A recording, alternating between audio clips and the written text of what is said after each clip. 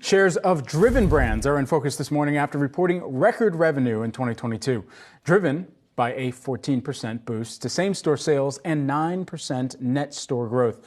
Driven Brands CEO Jonathan Fitzpatrick joins us now alongside Yahoo Finance's Pras Subramanian. Great to have you here with us today. Walk us through some of the catalysts that you saw last year. Does that continue to be a tailwind that you could ride here into 2023? Yeah, thanks for having me on. Yeah, we're super pleased with the results last year. Great effort from the entire 11,000 team members at Driven Brands, our amazing franchisees, and our long and loyal customers. 2022 was a sort of a challenging year on many fronts. We're super pleased with the results. We grew revenue 39%, same-store sales 14%, and adjusted EBITDA 42%. So we also gave guidance for 2023, and I would say we gave guidance above consensus this morning and are feeling pretty positive around the momentum heading into sort of Q1 and the balance of 2023. Hey, Jonathan, Pras here. So a lot of people don't know, Driven Brands, you guys run Meineke mufflers, Mako kind of paint and auto body repair stuff, but also you guys are getting into the kind of quick service oil change business, and that's been doing really well for you. How is that offering different than what people kind of see when they kind of go downtown to their regular oil place or a Jiffy Lube, for instance? Yeah, hi, Pras. Good morning. Good to see you. We have this phenomenal brand called Take 5 Quick Lube. It is a differentiated service model, which is a drive-through, stay in your car, 10-minute oil change with a very limited set of menu offerings, which enables us to deliver that 10 minutes or less speed of service. We mentioned in our earnings release this morning that business in Q4 delivered 25% same-store sales. It's now got about 850 locations in North America.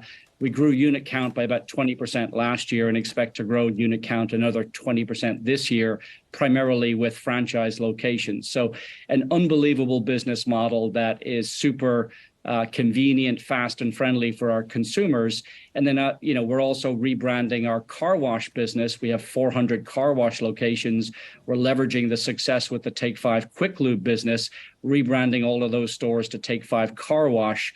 So as you look ahead to the end of 2023, we'll have about 1,400 locations in North America, all trading under the Take 5 brand umbrella. So super excited about both the Quick Lube and the car wash rebranding that's underway at the moment.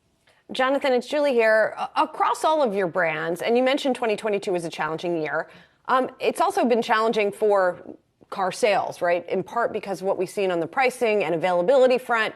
What are you seeing at your locations and your franchisees' locations in terms of people sort of driving beaters into the ground, right? Just maintaining their older cars to keep them going?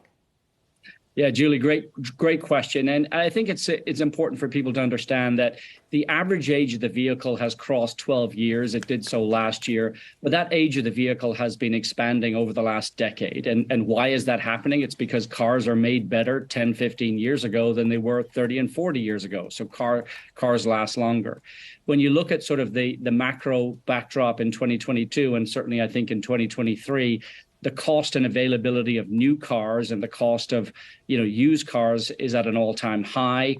Prices have gone up 30, 40% since pre-pandemic levels. Our core customer has a household income of about $70,000. So our core customer have older cars and will be sort of, forced, if you like, to hold on to those cars for longer. That then provides sort of auto service tailwinds to our business as customers hold on to their cars longer and the cost of repair and maintenance increases with higher mileage older vehicles. Hey, Jonathan, as you kind of look further ahead, kind of beyond, the kind of the transition to EVs, let's say, your guys' business, how do you kind of leverage that in terms of these cars, EVs don't need that much servicing, but they still need some servicing. So how do you sort of capitalize on that as we see more and more EVs on the road? Yeah, it's a great question. And I think, look, the EV adoption in the United States is happening. I think it's happening at a slightly slower pace than people sort of anticipated, 5, 6, 7 years ago.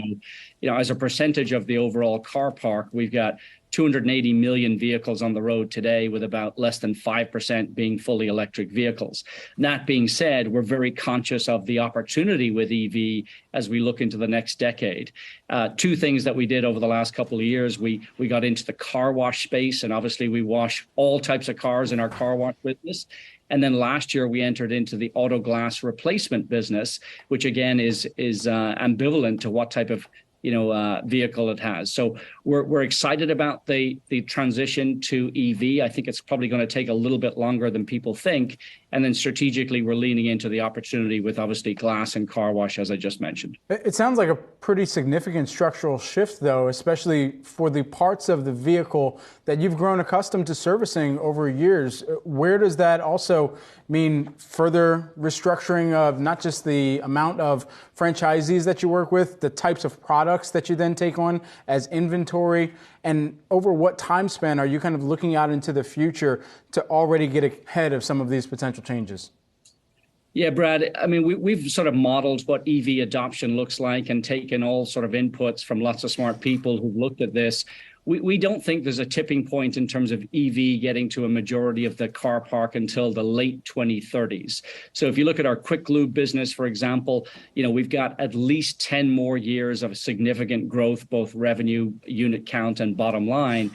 And then we have a team right now that's evaluating what are incremental EV-related services that we would want to implement in that quick lube business. So is it, charging? Is it battery replacement? Is there other, parts of the automobile that will be needed to be serviced? So, we're playing the long ball here. We do think there's at least 10 to 15 years before we reach that tipping point. And obviously, we'll be well prepared to adopt and evolve, as needed, as the car park slowly changes. I mean, again, it is a very small percentage of the total now, but I am curious of what you've seen so far among EVs, like what breaks the most, or what do people come in for the most if they have EVs? Yeah, so the EVs, Julie, that we'd be servicing right now would be in our car wash space. So we're not sort of fixing there. We're cleaning and making cars look better. Certainly in our collision business, we do multiple $1 billion of insurance-based collision repair. Within that space, we obviously fix lots of EV vehicles. So those are the two places. And then within our glass segment as well. So we don't really have a view on what's working or not working in the vehicles based on the segments that we operate in today. Well, you certainly brought some nostalgia to our morning meeting today when we were talking about the AA honk honk MCO. Thanks so much, Jonathan Fitzpatrick, Driven Brands CEO, along with Yahoo Finance's Pras Subramanian. Thanks a lot. Appreciate it, Jonathan. Take care. Bye-bye.